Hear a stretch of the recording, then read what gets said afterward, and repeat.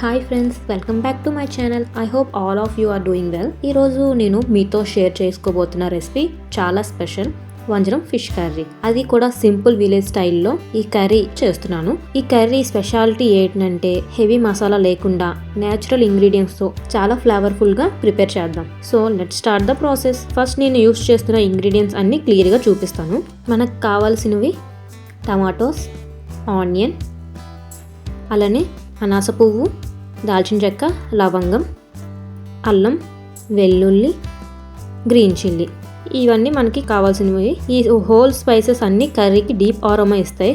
Especially అనాస పువ్వు అనేది ఇది విలేజ్ స్టైల్ ఫిష్ కర్రీలో చాలా ఇంపార్టెంట్ రోల్ ప్లే చేస్తుంది. ఇప్పుడు నేను అల్లం, వెల్లుల్లి, అలానే స్పైసెస్ వేసి, ఇక్కడ గసగసాలు ఉంటే గసగసాలు కూడా యాడ్ చేసుకోవచ్చు. నెక్స్ట్ జీలకర్ర వేసి ఒక ఫైన్ పేస్ట్ లాగా చేసుకుంటున్నాను. ఇప్పుడు అందులోనే ఆనియన్స్ కూడా వేసి పేస్ట్ చేసుకోవాలి.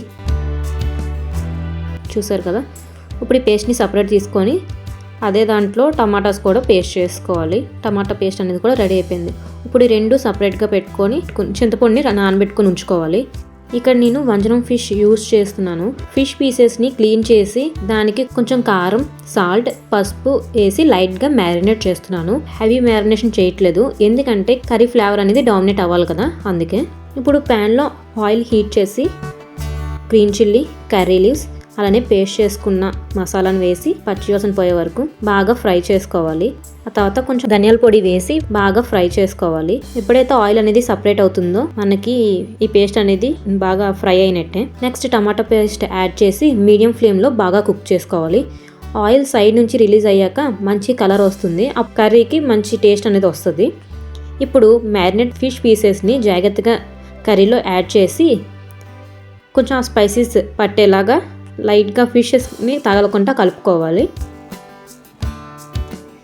ఆ మసాలా అనేది బాగా పట్టిన తర్వాత చింతపండు రసం వేసుకొని ముక్కల్ని డిస్టర్బ్ చేయకుండా మొత్తం గ్రేవీ అంతా బాగా కలుపుకోండి.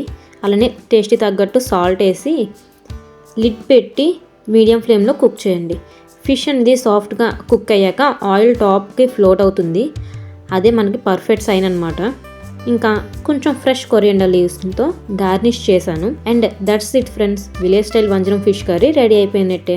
ఈ కర్రీ హాట్గా రైస్తో అయితే సూపర్గా ఉంటుంది. నెక్స్ట్ డే ఇంకా బాగుంటుంది, టేస్ట్ ఇంకా డీప్ అవుతుంది. కాబట్టి మీ అందరికీ ఈ రెసిపీ నచ్చితే ప్లీజ్ లైక్ చేయండి, మీ ఫ్రెండ్స్ మరియు ఫ్యామిలీతో షేర్ చేయండి. ఇలాంటి ట్రెడిషనల్ విలేజ్ స్టైల్ రెసిపీస్ కోసం నా ఛానల్ని సబ్స్క్రైబ్ చేయడం మర్చిపోకండి. Thank you so much for watching. See you in the next video.